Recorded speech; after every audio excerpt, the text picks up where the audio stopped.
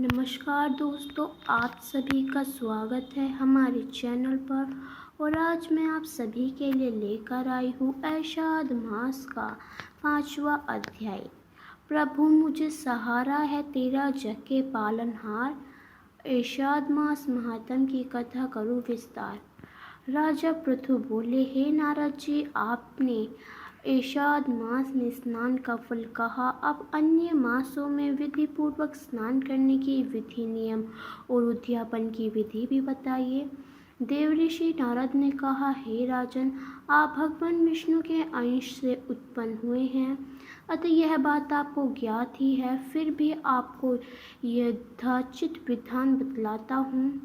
अश्विन माह के शुक्ल पक्ष की एकादशी में ऐशाद के व्रत करने वाले ब्रह्म मुहूर्त में उठकर जल का पात्र लेकर गांव से बाहर पूर्व अथवा उत्तर दिशा में जाना चाहिए। उसके बाद जो मनुष्य मुख शुद्धि नहीं करता, उसे किसी भी मंत्र का फल प्राप्त नहीं होता। अतः दांत और जीभ को पूर्ण रूप से शुद्ध करना चाहिए और निम्नलिखित मंत्र का उच्चारण करते हुए दातून थोड़ी करनी चाहिए। हे वनप्रस्थ्य, आप मुझे आयु, कीर्ति, तेज, प्रज्ञा, पशु संपत्ति, महाज्ञान, बुद्धि और विधान प्रदान करें। इस प्रकार उच्चारण करके वृक्ष से बाहर 12 अंगुल के दातून ले। दूध वाले वृक्षों से दातून नहीं लेनी चाहिए। इस प्रकार कपास, कांटेदार वृक्ष तथा जले हुए वृक्ष से भी दातून लेना मना है। जिससे उत्तम गंध आती हो और जिसकी टहनी कोमल हो, ऐसे ही वृक्ष से दंधावन करना चाहिए। प्रतिपदा, अमावस्या, नवमी, छठी, रविवार को चंद्र तथा सूर्य ग्रहण में दातून नहीं करनी चाहिए। तत्पश्चात भली भांति स्नान करके फूल माला, चंदन और पान आदि करने चाहिए।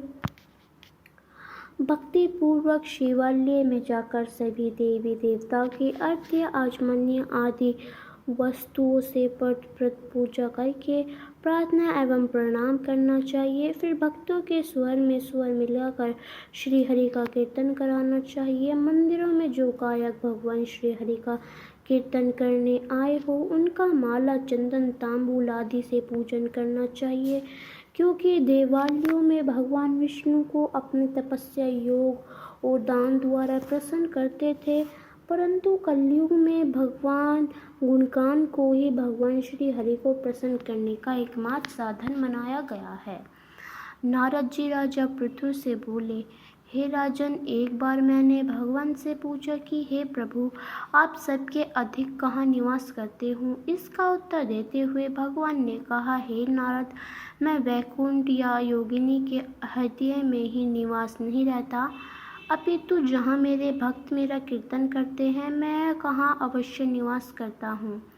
जो मनुष्य चंदन, माला आदि से मेरे भक्तों का पूजन करते हैं, उन्हें से मेरी ऐसी प्रीति होती है जैसे कि मेरे पूजन से भी नहीं हो सकती। नारद जी ने फिर कहा, शीरीष, धतूरा, गिरजा, चमेली, केसर, कंदार और कटहल के फूलों व चावलों से भगवान विष्णु की पूजा नहीं करनी चाहिए। अटहल, कंद, गिरीश, जूही, मालती और केवड़ों के वृक्षों से भगवान शंकर की पूजा करनी चाहिए।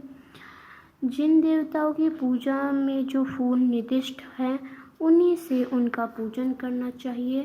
पूजन संपत्ति के बाद भगवान से क्षमा प्रदान करनी चाहिए तथा हे सुरेश्वर, हे देव, न मैं मंत्र जानता हूँ, न क्रिया, मैं भक्ति से भी हीन हूँ। मैंने जो कुछ भी आपकी पूजा की है, उसे पूरा करे। हे ऐसी प्रार्थना करने से पश्चात संकाष्ट प्रणाम करके भगवत कीर्तन कराना चाहिए, श्री हरि की कथा सुननी चाहिए, प्रसाद ग्रहण करना चाहिए।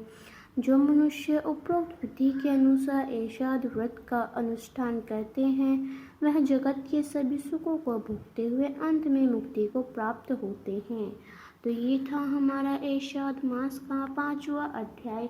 आपको कैसा लगा हमें कमेंट कर ज़रूर बताएं और अंत तक हमारे साथ बने रहने के लिए आप सभी का बहुत बहुत धन्यवाद।